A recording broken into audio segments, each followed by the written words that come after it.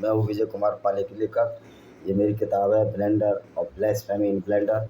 इसको आप पढ़ें, मालूम होगा किस तरह ब्लेस्फेमी के नाम पर इस्लाम में लोगों को सताया जा रहा है। इस तरह ऐसी बहुत सी किताबें मैं हर वीडियो में आपको बताता हूँ, तो ये आप तो विदित होगा। मैंने एक वीडियो भी डाला इस बारे में। तो दोस्तों, आज हम ये साबित करेंगे, हमारा मूल है कि ये जो अल्लाह है ये काल्पनिक है, ये मोहम्मद का बनाया हुआ अल्लाह है या उसके साथियों का बनाया हुआ अल्लाह, यानी ये अल्लाह की उपज है। क्योंकि इसमें ऐसी बहुत सारी त्रुटियां हैं, बहुत सारी गलतियां हैं, जिनसे साफ साबित होता है कि ये अल्लाह इंसानों द्वारा बनाया गया अल्लाह है, मोहम्मद या उसके साथियों द्वारा बनाया गया है। क्योंकि 1300 साल से पहले या 1400 साल से पहले अल्लाह का कोई अस्तित्व ही नहीं था। तो हदीस की तरह कुरान में भी ये है कि इसमें बहुत सारी वैज्ञानिक त्रुटियां हैं। उस पर मैं एक किताब लिख रहा हूँ, एम्प्टी कलर ऑफ इस्लाम, यानी इस्लाम का खाली कढ़ाया। तो आप भी देखिए इनकी कौन कौन सी गलतियां हैं इनकी। तो कुरान में कई बार उल्लेख है सूर्य और चंद्रमा एक कक्षा या गोलार्ध में भ्रमण करते हैं, लेकिन एक बार भी उल्लेख नहीं है कि पृथ्वी भी ऐसा करती है। यानी कि कुरान में पृथ्वी को स्थिर माना गया है और उसके चारों तरफ जो ग्रह घूम रहे हैं, चंद्रमा और सूर्य, उसको चलायमान बनाया है। क्योंकि मोहम्मद साहब ये समझते थे कि जो सूरज है वो पूरब से निकलता है और पश्चिम में डूब जाता है, जबकि मोहम्मद साहब को ये पता ही नहीं था कि ये सूर्य, जो पृथ्वी अपनी धुरी पर घूमती है, उसकी वजह से जो पोर्शन सूर्य के सामने आता है वो दिन होता है और जो पोर्शन दूसरी तरफ चल जाता है वो अंधेरा होता है। तो मोहम्मद साहब को चूँकि एक ही जगह रहते थे, अरब में ही रहते थे, तो इन्होंने एक कहानी गढ़ ली कि पृथ्वी स्थिर है और सूर्य उसके चारों तरफ घूमता है। तो ये कह रहा है कि पृथ्वी का उल्लेख नहीं है। पृथ्वी का उल्लेख ये है कि पृथ्वी के गिर्द चारों ग्रह, पृथ्वी के चारों तरफ ये सूरज और चांद घूमते हैं, जो कि गलत है। सब अपनी अपनी कक्षाओं में घूमते हैं।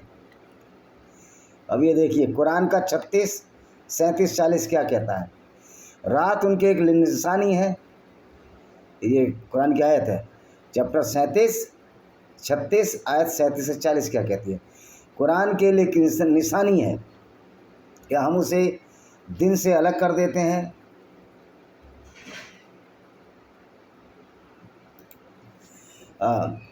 और देखते हैं कि अंधेर में है और सूरज उसके लिए एक विश्राम स्थल की ओर दौड़ता है। यही प्रतिभाशाली तत्वदर्शी माप है। और चांद के लिए हमने महल बनाए हैं, जब तक कि वो पुराने मुरझाए ताड़ के पत्ते की तरह वापस ना आ जाए।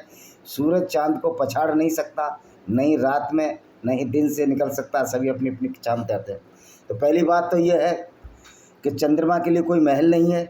चंद्रमा भी घूम रहा है, सूरज भी घूम रहा है, और सूरज का कोई विश्राम स्थल है ही नहीं। कुरान के हिसाब से सूरज का विश्राम स्थल अल्लाह के अर्श के नीचे है, यानी कि अल्लाह का जो सिंहासन है उसके नीचे सूरज छिप जाता है। अब ये बताइए, इतना बड़ा सूरज, और अल्लाह कहाँ रहता है? 7वें आसमान पर। आसमान नाम की कोई चीज़ नहीं है। पहले आसमान पर अल्लाह आ जाता है लोगों को बांग जगाने के लिए, अब नमाज पढ़ो। तो सवाल ये पैदा होता है कि फिर ये जो अल्लाह है, दुनिया को बनाने वाला अल्लाह, इसको ये क्यों नहीं पता कि धरती स्थिर नहीं है? धरती सूरज के चारों तरफ घूम रही है, लेकिन कुरान का अल्लाह कहता है नहीं, सूरज उसके चारों तरफ घूम रहा है और धरती स्थिर है। इससे साबित होता है कि कुरान का जो अल्लाह है, सॉरी भाई, ये कोई अल्लाह वल्लाह नहीं है, मोहम्मद की बनाई एक रचना है, फैब्रिकेटेड चीज़ है। तो सूरज का विश्राम स्थल कहाँ है? अभी मौलाना इसकी क्या करते हैं, देखिए सही मुस्लिम की 297 में सूर्य के दैनिक चक्र का उल्लेख उसी अरबी शब्द का उपयोग करके विश्राम स्थल करता है जो अल्लाह के सिंहासन के नीचे है, और वह स्थान है जहां प्रत्येक रात सूर्य सजदा करता है और अपने उद्गम स्थान से जाने और उठने के लिए कहा जाता है। जबकि सच्चाई यह है कि सूरज कोई अल्लाह के सिंहासन के नीचे नहीं छिपता है, वो तो हमेशा घूमता रहता है अपनी कक्षा में। क्योंकि पृथ्वी के निकट सबसे नज़दीक का तारा है वो सूर्य है, तो सूर्य भी एक तारा है और तारे भी दिखते हैं आपको। तो ये झूठ परोसा गया है। अब ये देखिए, अब इस तरह की मूर्खतापूर्ण बात है, और वही है जिसने रात और दिन, सूर्य और चंद्रमा को पैदा किया, और प्रत्येक अपनी कक्षा में तैरते हैं। कुरान 21 आयत नंबर 33। अब ये बताइए, प्रत्येक अपनी कक्षा में तैरते हैं, ये तैर रहे हैं? ये मूवमेंट कर रहे हैं।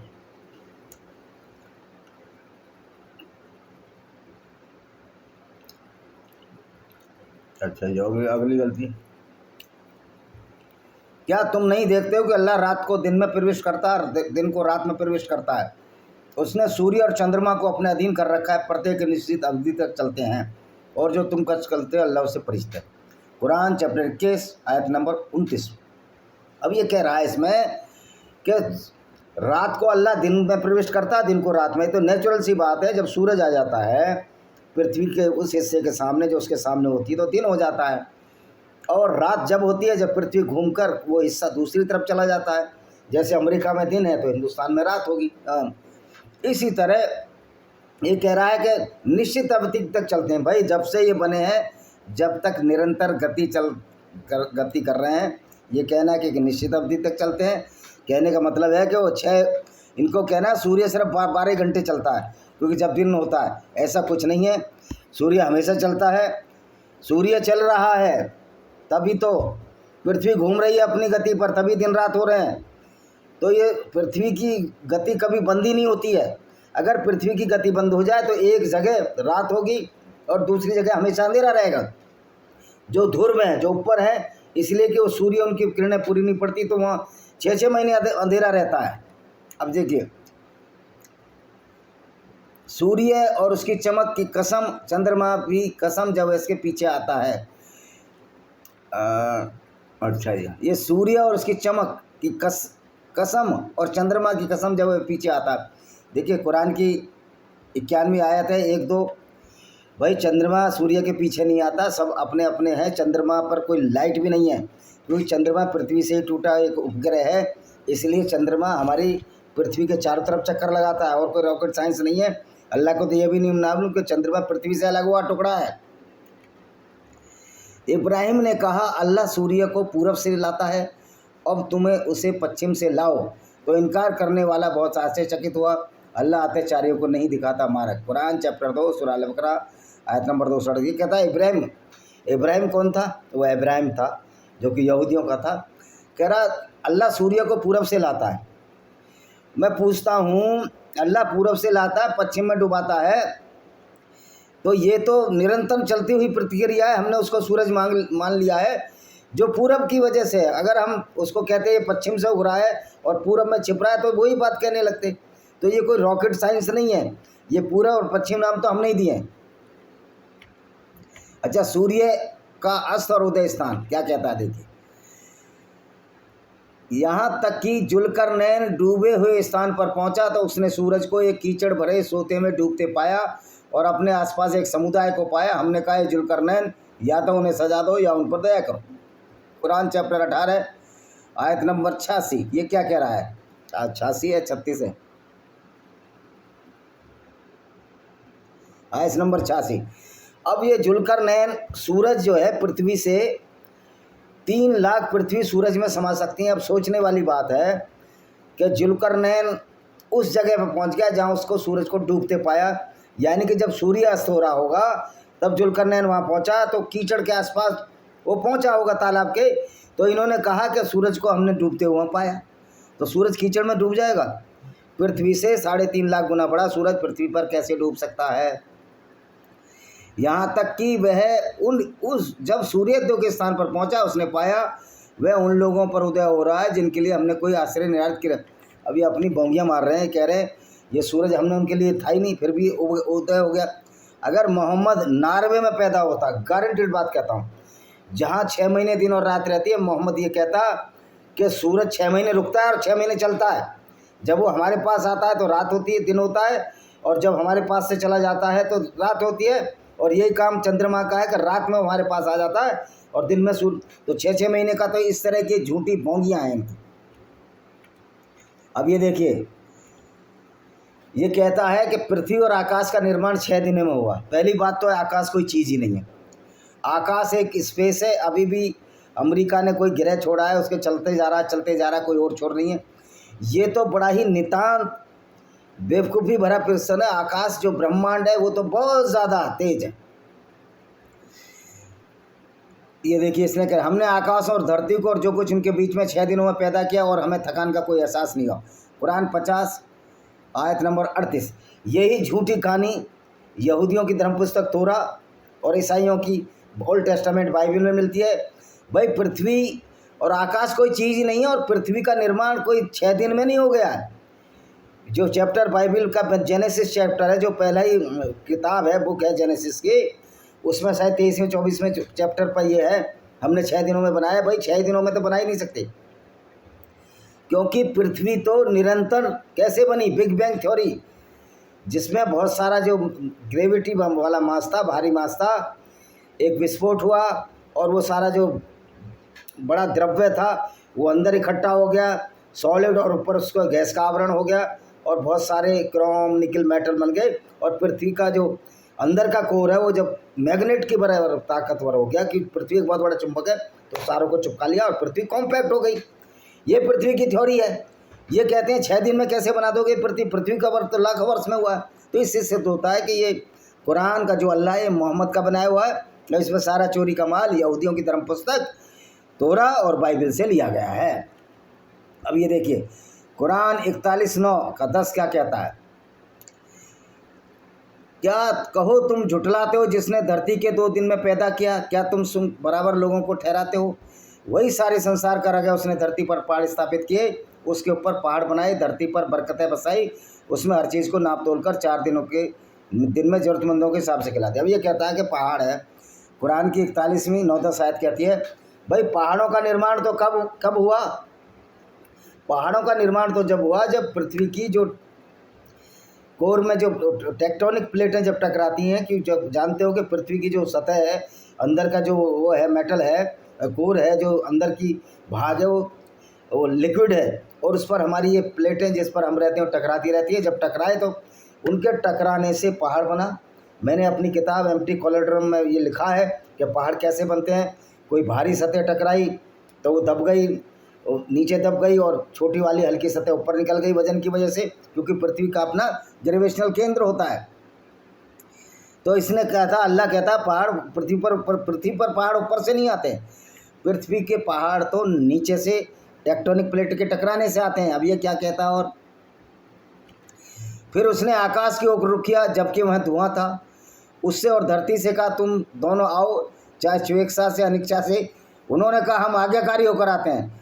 फिर इसने 2 दिनों में उनके साथ 7 आकाश निर्धारित कर दिए, प्रत्येक आकाश से उसका आदेश प्रकाशित कर दिया, और हमें अधोलोक को दीपों से सुसज्जित कर दिया, उन्हें अक्षुण बना दिया। यही प्रभुताली सर्वत का माप है। ये 41 चैप्टर 41 की 11वीं बार याद कह रहा है, हमने 7 आसमान बनाए जबकि आसमान कुछ चीज़ नहीं है, और फिर धरती से कहा कि स्वेच्छा से अनिच्छा से क्या कहते हैं, तुम दोनों आ जाओ, तुम दोनों आओ, तुम्हें बुला रहा हूँ, और उनको आना पड़ा। तो ये मूर्खता भरी बात है ना, आकाश तो कोई चीज़ ही नहीं है।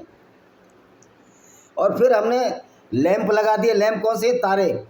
अरे तारे जो है सूर्य से भी बड़े हैं। रात को जो तारे टिमटिमाते हैं, मोहम्मद सोचता था कि ये तारे लैंप हैं। यही यहूदियों की धर्म पुस्तक में लिखी है मूर्खता भरी बातें, और ये ईसाइयों की धर्म पुस्तक में है, और किसी में भी लिखी है, वो सारी की सारी मूर्खतापूर्ण बातें हैं।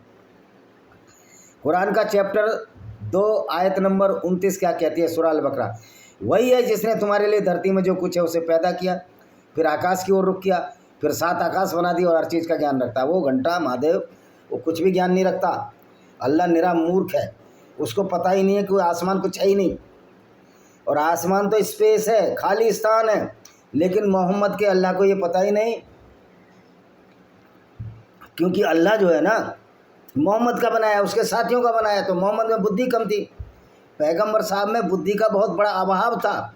जब बुद्धि का अभाव था तो उन्होंने जो पुरानी बातें लिखी थी रोमन ग्रीक में, जब तक साइंस डेवलप नहीं हुई थी, सारी बातें कुरान में लिखती।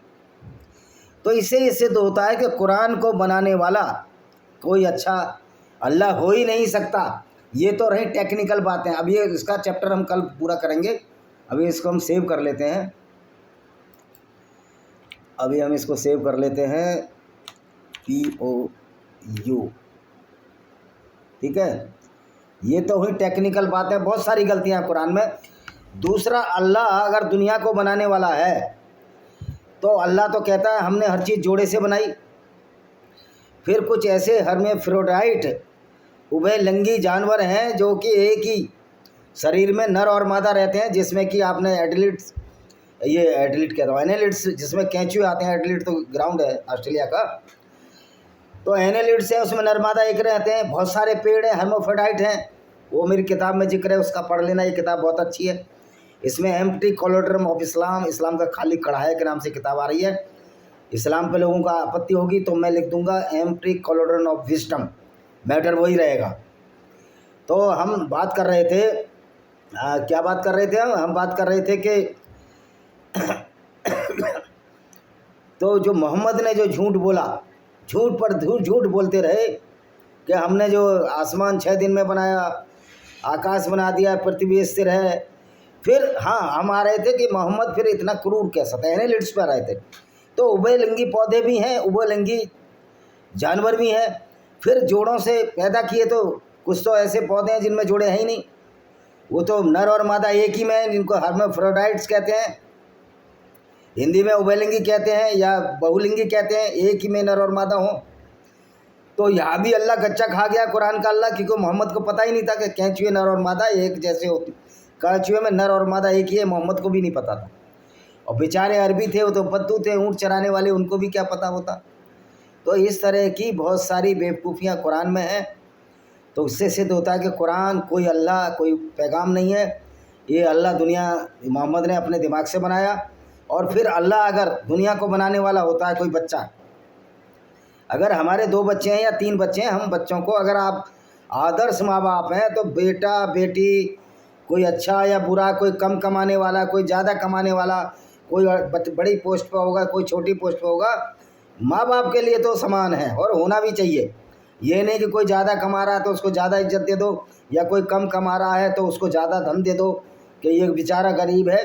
माँ बाप के लिए सब बराबर होने चाहिए। अर्थ में वैसा ऐसा बहुत कम होता है। तो ये तो दुनिया को बनाने वाला है, हम तो माँ बाप ने हमको पैदा किया और हम अपनी ज़िंदगी अपने हिसाब से चला रहे हैं। लेकिन ये तो अल्लाह बड़े होने पर अपने हिसाब से चलाते हैं। लेकिन ये अल्लाह तो ये दावा करता है कि मैं सबको देखभाल करता हूँ, मैं सबकी ज़िंदगी बढ़िया चलाता हूँ। लेकिन इसने तो गैर मुस्लिमों की ज़िंदगी को नरक बना दिया। इस अल्लाह की वजह से गैर मुसलमानों की ज़िंदगी नरक बनी है। पूरी दुनिया का ये आलम है कि गैर मुस्लिमों को, स्त्रियों को, उनके बच्चों को कत्ल किया गया, उनको बेइज्जत किया गया, भारत में जौहर प्रथा हुई। ये बात कहाँ से आती है? ये कुरान की उन आयतों से आती है जो ये कहते हैं गैर मुस्लिम नजस हैं, पोटी जितने गिनते हैं। वामन मेश्राम जी, आप बुद्धिस्ट बहुत गालियाँ देते हो ब्राह्मणों को या सनातन वैदिक धर्म को। कुरान की दृष्टि में आप भी नजस और पोटी जितने गंदे हैं, आपका दिमाग जितनी जल्दी खुल जाए अच्छा है। तो दोस्तों, कुरान का अल्लाह फिर भेदभाव क्यों कर रहा है? अगर सृष्टि करता है, बनाने वाला है, फिर भेदभाव क्यों? ऐसा प्रतीत होता है कि कुरान का अल्लाह सिर्फ मुसलमानों को ही बनाया उसने, और ऐसा कभी नहीं हो सकता। क्योंकि जो इंसान का जो जैव विकास हुआ, एवोल्यूशन थ्योरी हुई है, हम सब चिंपैंजी, औरंगटाउन,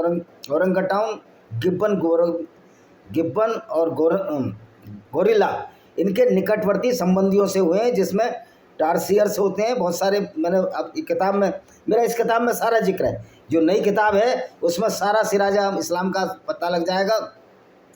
तो अब एक देखिए, और अल्लाह इतनी मूर्खता भरी बातें करता है। वो कहता है मैंने फिर ऊपर आसमान से पानी बरसा दिया। इस अल्लाह को ये पता नहीं पानी आसमान से नहीं बरसता, पानी नीचे से, जब सूरज की गर्मी लगती है तो बारिश होती है, और बार बार ये चक्र चलता रहता है। समुद्र से पानी उठता है, नदियों से समुद्र में जाता है, भाप बनती है, फिर उठता है। लेकिन कुरान के अल्लाह को तो ये पता ही नहीं है। और देखिए एक और मूर्खतापूर्ण बात है, क्या कह रहा है? क्या इनकार करने वालों ने नहीं देखा आकाश और धरती एक साथ जुड़े हुए थे? इससे पहले हम उन्हें अलग कर दें, हमने पानी से हर जीवित चीज़ बनाई, तो क्या फिर ईमान नहीं लाएंगे? कुरान चैप्टर 21 का ये 31 कहता है कि तुमने जो, हमने धरती और आकाश जुड़े देखे। भाई धरती और आकाश तो कुछ है ही नहीं, फिर जुड़ा क्या देख लिया? बाबा जी का टट्टू। और हमने आकाश और धरती को जो उनके बीच में 6 दिनों में पैदा किया और कोई थकान नहीं पहुँची। चैप्टर 30 आयत नंबर 30, आयत नंबर कितनी है इसकी? 38। चैप्टर 50 आयत नंबर 30। तो इससे मूर्खतापूर्ण बात क्या होगी कि थकान नहीं पहुंची? किसने देखा, क्या नहीं देखा? ये सब चोरी किया हुआ माल है। और क्या कहता है? फिर उसने आकाश की ओर रुख दिया। ये हमने पहले तुम्हें बता ही दिया है। अल्लाह ही है जिसने 7 आकाश उसके समान धरती को पैदा किया। उन पर आदेश धीरे धीरे उतरता है ताकि तुम जान लो अल्लाह हर चीज़ पर सामर्थ्य रखता है। अल्लाह हर चीज़ को ज्ञान से घेरे हुए है। कुरान 05 आयत नंबर 52 कह रहा 12 कह रहा हम धीरे धीरे कोई चीज़ उतारते हैं। इसका मतलब कुरान धीरे धीरे उतरती है। भाई 6 दिन में अल्लाह ने सब कुछ बना दिया, लेकिन मोहम्मद को कुरान बनाने में कितने साल लग गए? 610 से जब मरा 632, 20-22 साल कुरान बनाने में लग गए। मतलब अल्लाह में इतना भी ज्ञान नहीं था, सारा ज्ञान एक साथ भर देता। जैसे जैसे ये बाइबल में से चोरी करते रहे, यहूदियों की धर्म पुस्तक में से चोरी करते रहे, और जैसे जैसे मोहम्मद को गाइडेंस मिलती रही उसके बुद्धि के अनुसार उन्हें अल्लाह पैदा कर दिया, और अल्लाह के नाम पर इतनी बेवकूफ़ियाँ भर दी। पैगंबर ने कहा कोई अन्यायपूर्वक दूसरों की भूमि का एक टुकड़ा हड़प लेगा, प्रलय के दिन 7 धरती में धंस जाएगा। सही बुखारी की हदीस है। कह रहा जो दूसरे की ज़मीन हड़पेगा वो धरती में घस जाएगा। तो सबसे ज़्यादा ज़मीन हड़पने का काम तो मुसलमान ही करते हैं। सबसे ज़्यादा ज़मीन हड़पू गैंग तो इस्लाम का ही गैंग है, जो पूरी दुनिया की ज़मीन खा गया, पूरे देश के लोगों को खा गया।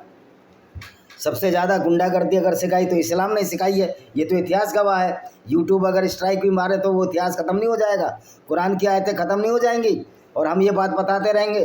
फिर यूट्यूब पर जो हम स्ट्राइक मारेंगे ना गैर मुस्लिम पूरी दुनिया में, तो यूट्यूब को पता लग जाएगी, चक्कर आ जाएंगे यूट्यूब को, सारा सिराजा बिखर जाएगा यूट्यूब का। 7 सूरह ये क्या कहता है? क्या तुम नहीं देखते अल्लाह ने 7 आसमान बनाए, एक के ऊपर एक है। देखिए ना कोई आसमान तो स्पेस है, आसमान तो खाली है, वहाँ ना 7 है ना 5 है, आसमान कुछ है ही नहीं, नथिंग। लेकिन कुरान की 71 चैप्टर की 15वीं आयत यही बेवकूफ़ी कर रही है। हमने निकटवर्ती आकाश को एक आभूषण से सुसज्जित किया, अर्थात तारे। अब ये तारे मोहम्मद को दिखते थे तो कहता है निकटवर्ती आसमान से हमें सुसज्जित किया। भाई आसमान कुछ भी नहीं है। और मज़ेदार और देखिए कुरान 37:6-10 क्या कहती है? हमने निकटवर्ती आकाश को तारों से सुसज्जित किया, प्रत्येक सर्कस शैतान से रक्षा के लिए बनाया, ताकि उच्च सभा की बात ना माने और हम हौर से प्रहार किए जाएं, पीछे धकेले जाएं। उनके लिए निरंतर यात्रा, परंतु जो कोई चोरी चुरा ले देखती हुई आग उनका पीछे करते। कह रहा हमने आकाश बनाए, और जो चोरी से कुछ चुरा लेता है, हमारी बात नहीं मानता, तो हम उन पर पुच्छल तारे फेंकते हैं। वो मिसाइल है अल्लाह की। तारे क्या है? मिसाइल है, अग्नि। और हमने संसार के आकाश को दीपों से सज्जित किया है, और उन्होंने शैतानों के लिए तीर बनाया, उनके लिए हम अग्नि की यात्रा करें। कुरान 67:50।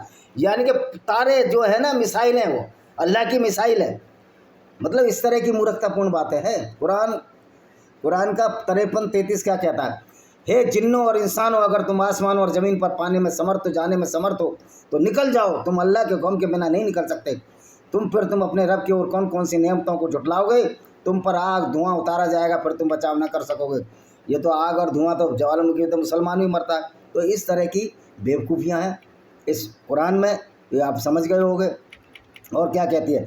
चाँद अंधेरा हो जाता है और सूरज और चाँद मिल जाते हैं। कुरान का चैप्टर 75 8 और 9। सूरज और चाँद जिस दिन मिल जाएंगे तो चंद्रमा का तो 80 तभी ख़त्म हो जाएगा, क्योंकि सूरज तो इतना दहकता है कि वो सारा अपने अंदर समेट लेगा।